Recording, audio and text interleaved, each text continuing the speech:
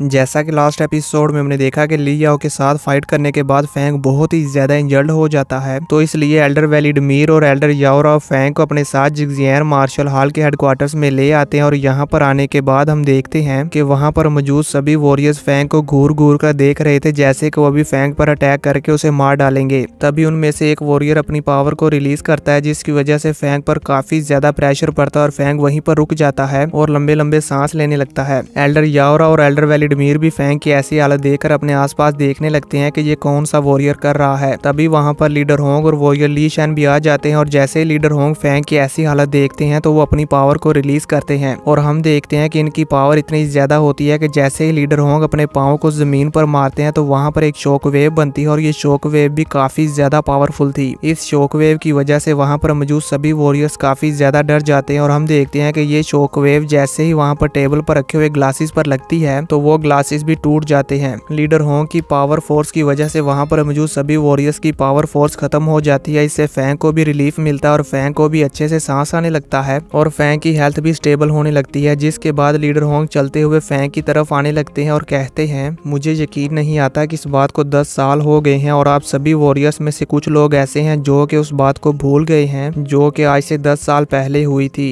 क्या आप सभी लोग यहान की ट्रेजेडी को भूल गए हो? लीडर होंग की ये बात सुनकर वहां पर मौजूद सभी वॉरियर्स उस वाकया को याद करते हैं कि आज से 10 साल पहले क्या हुआ था और हमें यहाँ पर दिखाया जाता है कि आज से 10 साल पहले भी एक ऐसा वॉरियर था जो कि सिर्फ अपने स्वार्थ के लिए दूसरे वॉरियर्स को किल कर रहा था और उनसे उनके वेपन और जो भी चीज उसे चाहिए होती थी वो हासिल कर लेता था। और उस वॉरियर को बहुत सारे दूसरे वॉरियर्स ने किल करने की कोशिश की लेकिन उसे कोई भी किल नहीं कर पा रहा था। तो इस वजह से लीडर होंग और वॉरियर ली शैन ने मिलकर उस वॉरियर को किल कर दिया था। अब यहीं से स्टोरी वापस आती है प्रेजेंट में, जहाँ पर लीडर होंग उन सभी वॉरियर से कहते हैं, मैंने और ली शैन ने वार गॉड पैलेस को बनाया क्योंकि मुझे उम्मीद थी कि इंसानों में जो भी लाइट वॉरियर्स होंगे वो हमारे साथ कोऑपरेट करेंगे ताकि हम सभी मिलकर इंसानों को बचा सकें और हमारे इस वर्ल्ड में जितने भी इंसान बचे हैं वो हमारी वजह से सरवाइव कर पाएं। और अगर आप सभी लोग भूल गए हैं तो मैं आप सबको याद दिला दूं, अब इस वक्त समंदर में हम इंसानों से कई गुना ज्यादा मॉन्स्टर्स हैं, जिनमें से किंग लेवल मॉन्स्टर्स की तादाद इतनी ज्यादा है कि हम उसे काउंट नहीं कर सकते। इवन कि उनमें 2 एम्परर लेवल के मॉन्स्टर हैं जो कि हम इंसानों के पीछे हैं और हमें किल करना चाहते हैं। ये सुनकर फैंग भी काफी हैरान हो जाता है और कहता है, एम्परर लेवल का मॉन्स्टर?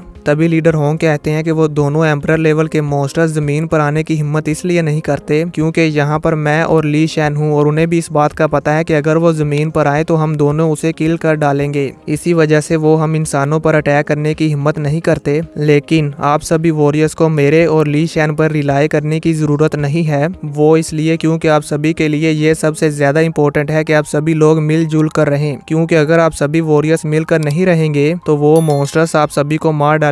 और मैं आप सबको बता दूं कि अगर आप में से कोई भी हम सभी वॉरियर्स की यूनिटी को तोड़ने की कोशिश करेगा सिर्फ अपने स्वार्थ और अपने मकसद के लिए, तो फिर नेक्स्ट यहान वही होगा। और ये कहते हुए लीडर होंग भी गुस्से में आ जाते हैं और गुस्से में कहते हैं, और अगर कोई वॉरियर ऐसा करेगा तो फिर मुझे और ली शैन को उससे छुटकारा हासिल करने में कोई एतराज नहीं होगा और हम दोनों मिलकर उसे किल कर देंगे। लीडर होंग की ये बात सुनकर वहां पर मौजूद सभी वॉरियर शांत हो जाते हैं और अपना सर नीचे झुका लेते हैं। अब लीडर होंग कहते हैं, ठीक है, आप सभी वॉरियर्स बैंक्वेट को जारी रखें। और फिर वो फैंग से कहते हैं, लुओ फैंग तुम मेरे साथ आओ। जिसके बाद फैंग लीडर होंग के साथ वहां से चला जाता है। फैंग को लीडर होंग और वॉरियर ली शैन के साथ जाता हुआ देखकर एल्डर येन हाई और एल्डर यी साइड को काफी ज्यादा गुस्सा आता है, पर वो यहाँ पर कुछ भी नहीं कर पाते। अब व्यू चेंज होता और हम देखते हैं कि फैंग लीडर होंग और वॉरियर ली शैन के साथ उनके रूम में बैठा होता है। अब वहाँ पर वॉरियर ली शैन काफी हैरान होते हुए फैंग से कहते हैं, लुओ फैंग तुमने ली याओ को सिर्फ हेवनली फॉरबिडन शटल को यूज करते हुए कैसे किल कर दिया? ब्रदर होंग और मैं इसके बारे में काफी टाइम से सोच रहे हैं, पर हम दोनों को अभी तक कुछ भी मालूम नहीं हुआ। क्या तुम हमें बताओगे कि तुमने हेवनली फॉरबिडन शटल को यूज करते हुए ली याओ को कैसे किल कर दिया?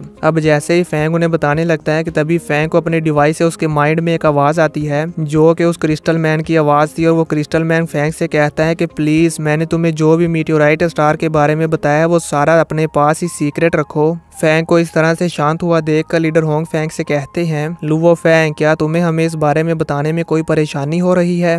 तभी फैंग उन्हें बताता है कि जब मैं एंशिएंट सिविलाइजेशन रूइंस नंबर 9 में गया था तब मुझे वहां पर मेंटल मास्टर और कंट्रोलिंग मास्टर के बारे में थोड़ी सी गाइडेंस मिली थी। यही रीजन है कि मैं हेवनली फॉरबिडन शटल को अटैक और डिफेंस के लिए अब अच्छे से यूज कर पा रहा हूँ। ये सुनकर लीडर होंग फैंग से कहते हैं कि इसमें कोई हैरानी वाली बात नहीं है। फैंग कहता है, हाल मास्टर, मुझे पूरा यकीन है कि आप भी इस बारे में जानते हैं। एंशिएंट सिविलाइजेशन की रूइंस में एक इंटेलिजेंस कंट्रोलिंग माइंड होता है जो कि पूरी एंशिएंट सिविलाइजेशन को संभालता है। इसीलिए वहां पर जो भी वॉरियर टेस्ट देने के लिए जाता है और अगर वो अपना टेस्ट पास कर लेता है तो वो उसे रिवार्ड के तौर पर ब्लैक गॉड आर्मर देते हैं। लीडर होंग कहते हैं, हाँ मैं इसके बारे में जानता हूँ, पर अभी के लिए वो भी वॉरियर्स को अपने लिए रिक्रूट कर रहे हैं। ये सुनकर फैंग कहता है, जी हाँ हाल मास्टर, आपने बिल्कुल सही कहा। तो लीडर होंग फैंग से कहते हैं कि अगर हम वहाँ के टेस्ट के डेथ रेट का अंदाज़ा लगाएं तो इससे मुझे ये लगता है कि वो एंशिएंट सिविलाइजेशन वाले मेंटल मास्टर को ज़्यादा अच्छे से ट्रीट करते हैं और वो ज़्यादातर मेंटल मास्टर को ही अपने लिए रिक्रूट करते हैं। और मुझे ऐसा लगता है कि एंशिएंट सिविलाइजेशन के पीछे जो भी पावर है वो भी मेंटल मास्टर को ही अप्रिशिएट करती है। लीडर होंग की ये बात सुनकर फैंग सोचता है, मेरा अंदाज़ा है मीटियोराइट लॉर्ड के पास मेंटल मास्टर की ब्लड लाइन होगी। इसी के साथ ये एपिसोड खत्म हो जाता है। तो देखेंगे नेक्स्ट एपिसोड में कि लीडर होंग और फैंग आगे क्या बातें करेंगे।